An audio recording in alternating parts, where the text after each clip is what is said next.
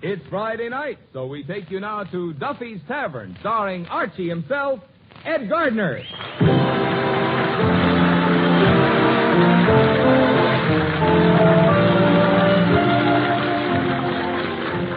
Duffy's Tavern is brought to you by Bristol Myers, makers of Vitalis and Minute Rub, two products that will pay you to remember. Minute Rub, modern chest rub, Vitalis for well-groomed hair. Minute Rub, Vitalis.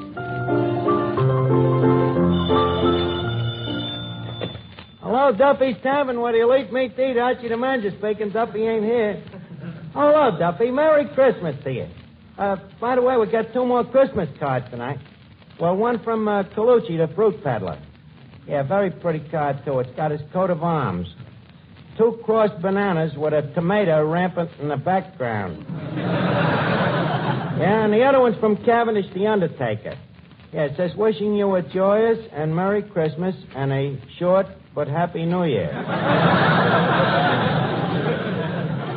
P.S. Drop in and see our new Christmas wrappings. Yeah, you ought to be here, Duffy. Already the joint is reeking with Christmassy odor. Yeah, we're even putting on a show tonight, the Christmas Carol. What's an old play by Charles Dickens? Dickens. As in, go too deep. Yeah, the guy's a very famous writer, Duffy. He wrote David Copperfield, the Picnic Papers. That other one about the dame, you know. Oliver's Twist.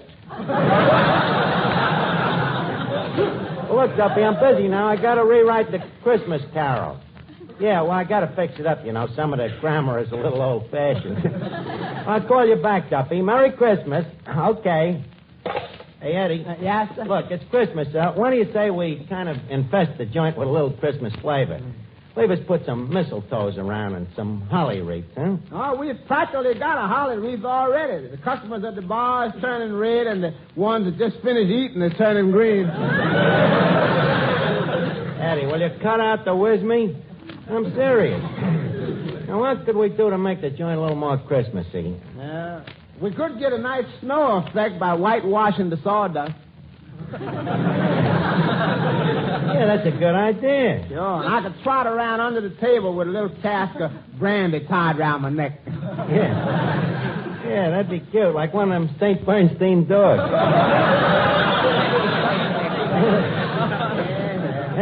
Good old Christmas. By the way, I wonder what Duffy is going to give us for Christmas this year. Yeah, I wonder. Hey, you know, I kind of got my heart set on the Hope Diamond. You hope. What did he give you in last year again? Monogrammed dustpan. Yeah, that's right. I remember that. Yeah. It makes a nice set with the monogrammed broom he gave me the year before. Now, look, Eddie, don't be bitter. After all, Duffy ain't really such a bad guy. No, he ain't such a bad guy. No. Well, so long. This is where I get off. Eddie, you're bitter. Remember that Christmas dinner he gave us last year? The celery and the chestnuts and the cranberries. And the cover charge? He was kidding. That big whole roast pig with the apple in its mouth. Horse? Hello, Finnegan. Where's the apple? What apple? Skip, it's just a little picture you happen to conjure into my mind. Anyways, Merry Christmas to you, Finnegan. Merry Christmas to you, Art. By the way, that brings up a subject. What? Art, I'd like to ask you a question. What's the question? Well, Art, promise me you'll tell me the truth. I promise. Okay. Art, is there a Santa Claus? Well, bless your heart, Finnegan. What brought this on? I was over to Macy's this morning, and on the 5th floor there was a tall, skinny Santa Claus, and I got down to the 3rd floor, and there's a short, fat Santa Claus. Frankly, Arch, I'm beginning to smell a rat. Now, tell me, will you? Look, I don't want to be no stool pigeon. I'd rather you'd ask somebody else. So, well, who am I going to ask, Arch? You asked me little brother Wilford, and he says there ain't no Santa Claus, but what does he know? He's He's only a child. Look, you put me in a very bad position. Well, you gotta tell me, Arch. I'm old enough to know. And I'm gonna find out sooner or later anyway. Finnegan, please, I'd rather that somebody else... Oh, come on, Arch. You told me about the stork, didn't you?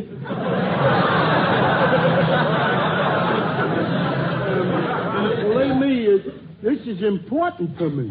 Well, why? Why is it so important? Well, I ain't smart enough to keep a job. I can't read. I can't write. I don't like girls. If there's no Santa Claus, what have I got to live for? Well, okay, Finnegan, you asked for it. You see, this Santa Claus thing started, you see, there's the birds and the bees and the flowers. Yeah. And, Finnegan, turn your eyes the other way, will you? That's better. Now you asked me if there's a Santa Claus. So prepare yourself, Finnegan. Go ahead, Arch. I can take it. Finnegan, there is no... Arch! No truth to the rumor that there is no Santa Claus. There is a Santa Claus. Oh, boy, what a load off in me mind. Santa Claus is coming into town. These are adults. Hello? Oh, just a second. Eddie, it's your girlfriend, Sonia Jones. Oh, my. The first official sign of Christmas. Hello. Oh, hello, Sonia. Yeah, Merry Christmas. Huh? Sure, I love you, sugar. What you doing? Is you alone, baby? Oh, ain't that a man's voice out here? Or you're listening to the news on the radio? Sonia, how long has Gable Heater been calling you honey?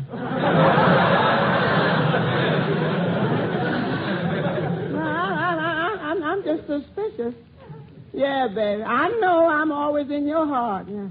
But, honey, who's that that's always in your apartment?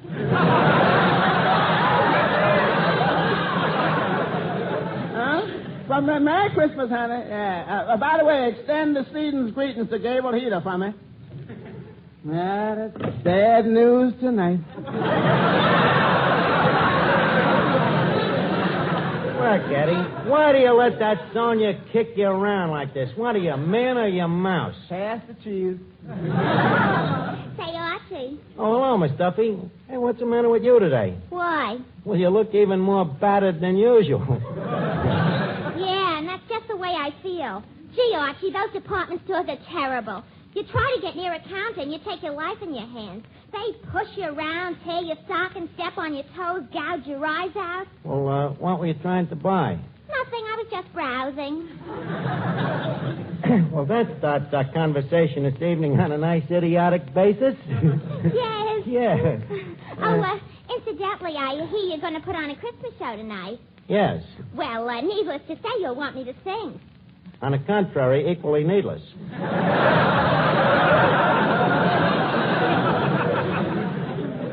You and that foghorn falsetto. That off-coloratura. You are not going Now, to... listen here, you big dope. Look, Miss Duffy, leave us not fight tonight.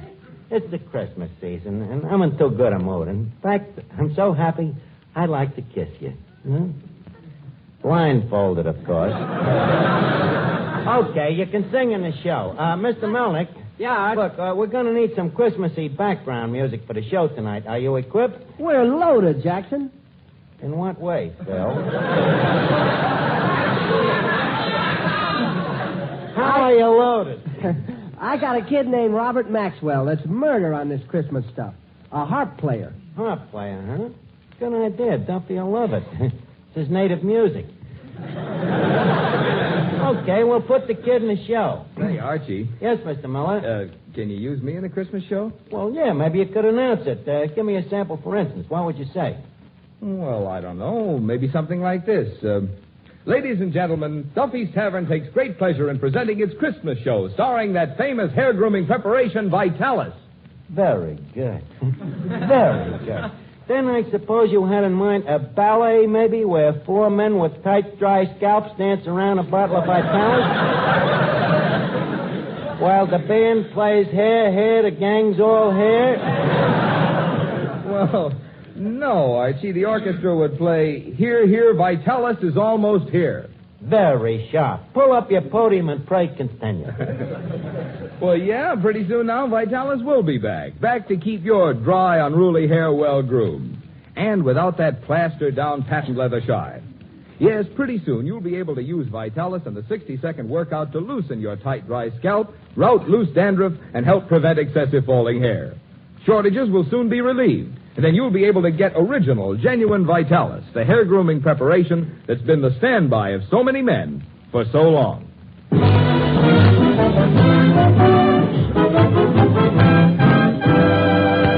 Okay, Eddie, we're all set. Now give me that bung starter. Thank you. Ladies and gentlemen, as you all know, each year we present our Centennial Christmas show.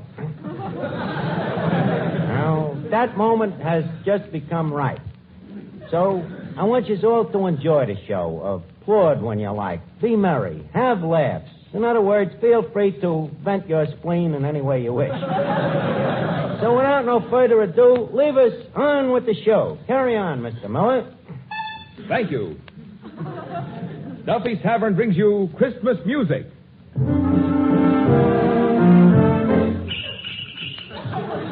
Christmas drama. But Santa Claus, suppose my husband comes home and finds you here. Christmas humor. Do you think we will have a white Christmas, darling? Well, it will if it don't rain, dear. And now on with the show. For our first act this evening, we give you that beloved little entertainer, your waiter and mine, Eddie Green. To know him is to tip him. Take it, Eddie.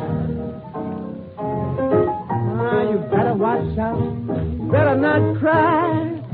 Better not pout. I'm telling you why. Santa Claus is coming on down to Harlem Town. Oh, my. And you got to find out who's naughty or nice. Santa Claus is coming with his bag full of jive, Mr. 5x5. Sees you when you're sleeping, and he knows how good you've been. So if you meet him face to face, say, solid old man, give me some skin. He's got no reindeer, they ain't got no sled, but he's on his way and he's coming instead on to act you such a figure as a Santa.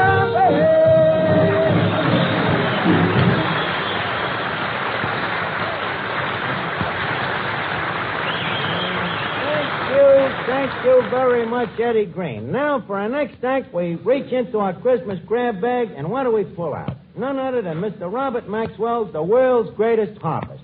Okay, Robert, take us on the Miller side with a reach-feet hubcap and send us solid with that old riff-raff sad sack, kid. Okay, take it away, Robert Maxwell.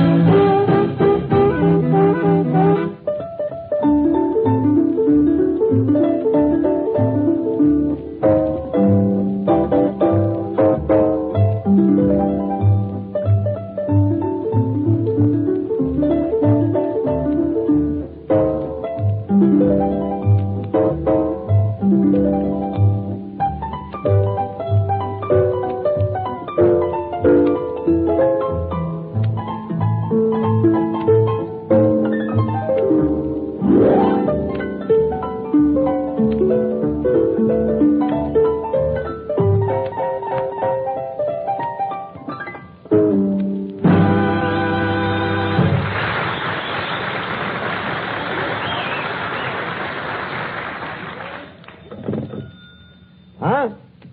Well, Duffy, you got to give the guy credit. He plays the thing with his bare hands. What? Mrs. Duffy says she would like to have a little more Christmas schmaltz, huh? Okay, boys. Look, Matty, can the kid jive out a little more dig beat with a riff on the schmaltz side? What? Oh, I see him talking to a square. Duffy says he would like something a little more befitting to the occasion of the season. Well, how about White Christmas? Okay, let him chop it away in a gut bucket.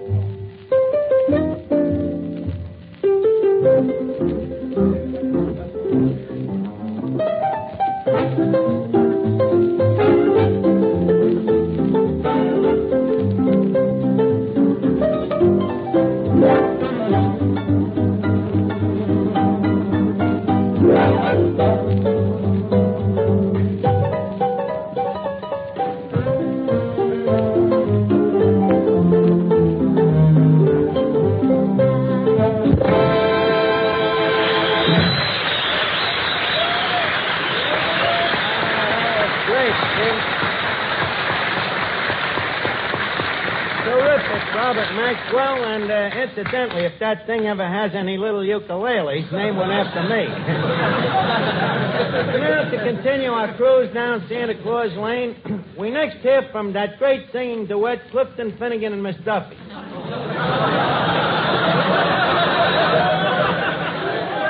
Better known as half a wit and a near miss. This is Third Avenue's answer to the atomic bomb. Okay, take it away. Sleigh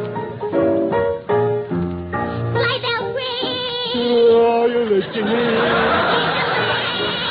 Are you listening? Into the night. Oh, we're tonight. About the dawn of the summer time. Are you listening?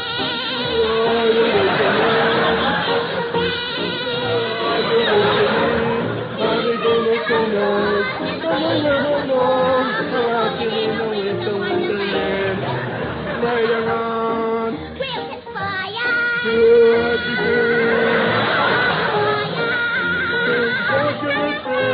The further we make, Walking in the wind.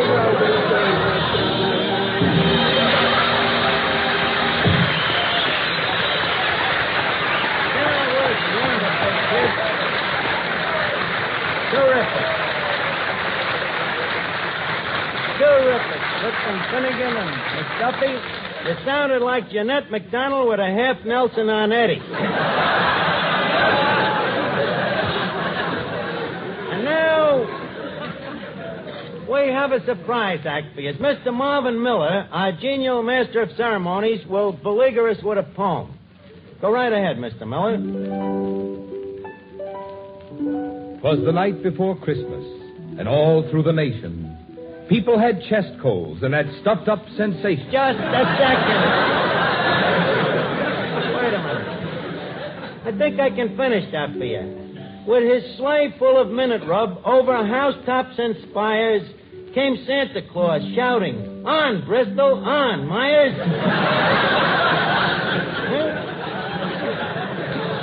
Okay, Mr. Miller, you may now lapse into prose, if you please. Well, just to say that Minute Rub, a really modern chest rub, is wonderful to help relieve that uncomfortable cold misery. All you do is rub Minute Rub on your throat, chest, and back, and in a minute, Minute Rub gets to work and starts to relieve that clogged-up feeling in the nose and throat. Starts to bring a feeling of warmth to those tight, sore chest muscles. And because Minute Rub is greaseless and stainless, it can't stain clothes or bed linens. So get a jar of Minute Rub and get relief from annoying cold misery the modern way, the greaseless, stainless Minute Rub way.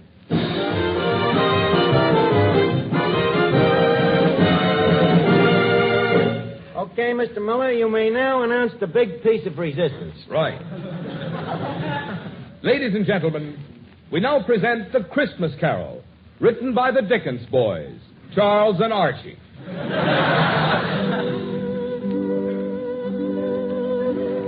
As our scene opens, we find Ebenezer Scrooge, played by Archie, preparing to go to bed in his miserable little room on Piccadilly Square. All England is agog with Yuletime spirit. But for miserable old Ebenezer Scrooge, there is no Christmas. At the moment, we find him in an ugly mood, writing in his diary. Dear diary, had a pleasant day today. Bankrupted 3 widows, foreclosed 12 mortgages, and drove 9 families out into the snow. Barefooty, of course.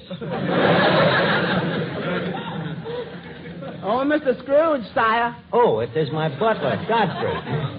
What do you want, my man Godfrey? It's getting mighty cold in here. Do you think we can afford to throw another twig on the fire? Heavens to Betsy, man, you threw one on last Friday. Do you think these twigs grow on trees? I know, but it's getting cold in here. There's icicles on the window. So what, ain't you never seen icicles on a window before? Not on the inside, sire. Oh, before I forget, the widow Scratchit called this morning. Scratchit. Is, she the widow of Willie Scratchit? I mean, Willie Scratchit? Yeah. She's the one you work to death squeezing limes in your lime house. She said you promised to pay her a pension of 2 pence a week. Well, get rid of it, Godfrey. If I have to go around paying 2 pence a week to every widow in Wessex, I wouldn't have a pair of pence to me name.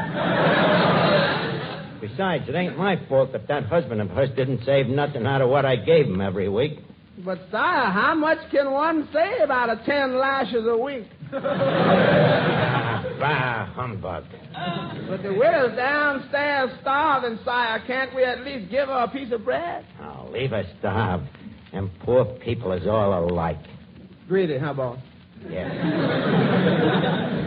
Give them bread today, and tomorrow they're back asking for water. Yeah, but, sire, this is Christmas. Christmas, how I hate it. Christmas trees, presents, happy people, goodwill. I hate Christmas. Yeah, but why do you feel this way, sire? I'll tell you why, Knave. Because I am a black-hearted, tight-fisted, bitter, stingy old skinflint. Oh, Duffy, not you, me.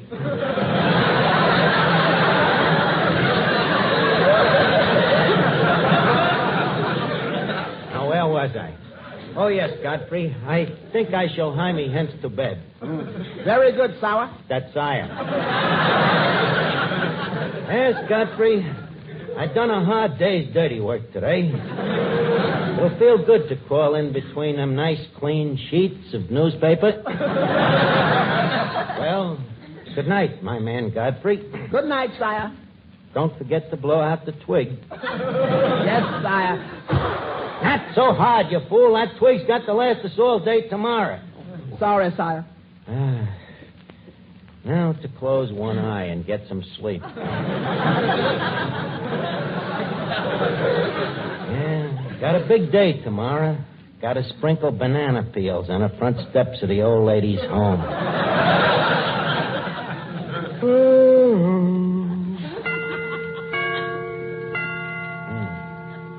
Got to remember to get them chimes made softer. No sense in letting the neighbors hear the time for nothing.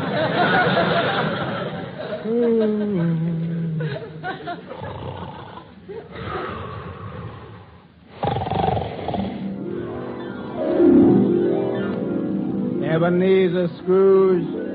Ebenezer Scrooge, wake up. Who's calling me? Who are you? I am the spirit of Christmas. Bah, humbug. I have come to show you the suffering that your stinginess is causing. I'm going to take you to the house of the widow Scratchit. The next voice you hear will be that of the widow Scratchit herself. Oh, Tiny Tim. Tiny Tim. Coming, Mother.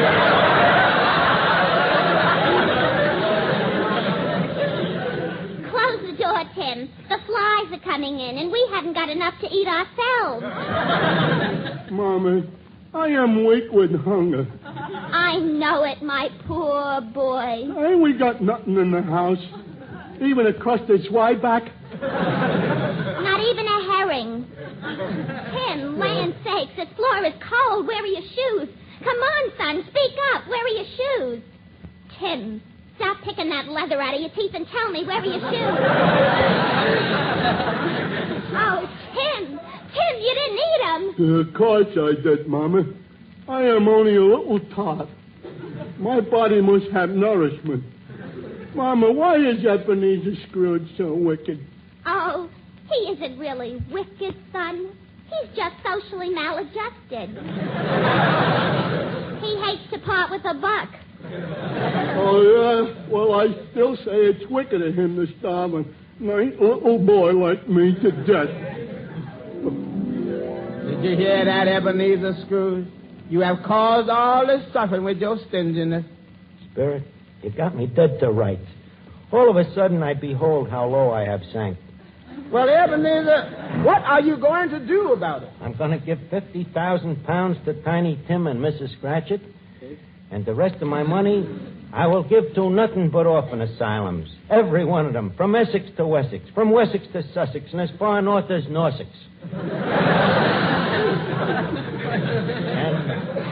And I want to thank you, Spirit of Christmas. You have lighted up the way for me. You have learned me that it is better to give than to receive. Hello? Mrs. Duffy? Huh? He's over in the corner crying like a baby? I'll get him over to the phone. We'll try to cheer him up. Come on, let's see. Sing him a song, huh? Yeah. Hello, Duffy.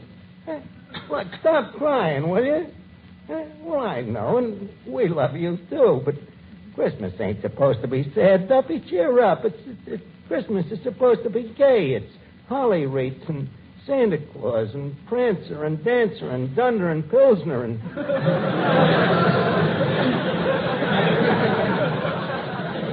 and Jingle Bells, Duffy. Jingle bells, Jingle bells, jingle all the way. Oh, what fun it is to ride in one-horse open sleigh. Just a second. Hey, does that make you feel better, Duffy? Huh?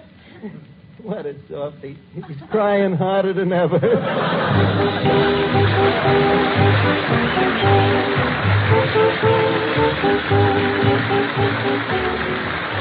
And now, ladies and gentlemen, it's time to leave Duffy's Tavern for this evening, but let's meet here again at this same time next Friday night. In the meantime, if you have a cold, remember Minute Rub. And for well-groomed hair, remember Vitalis.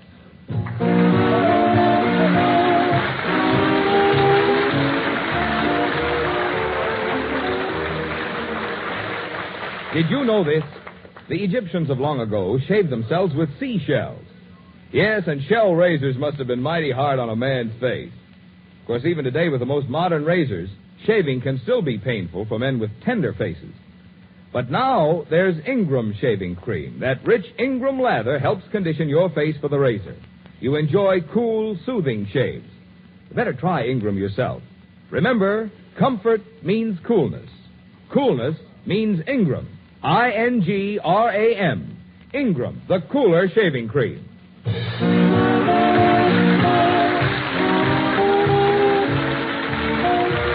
National Broadcasting Company.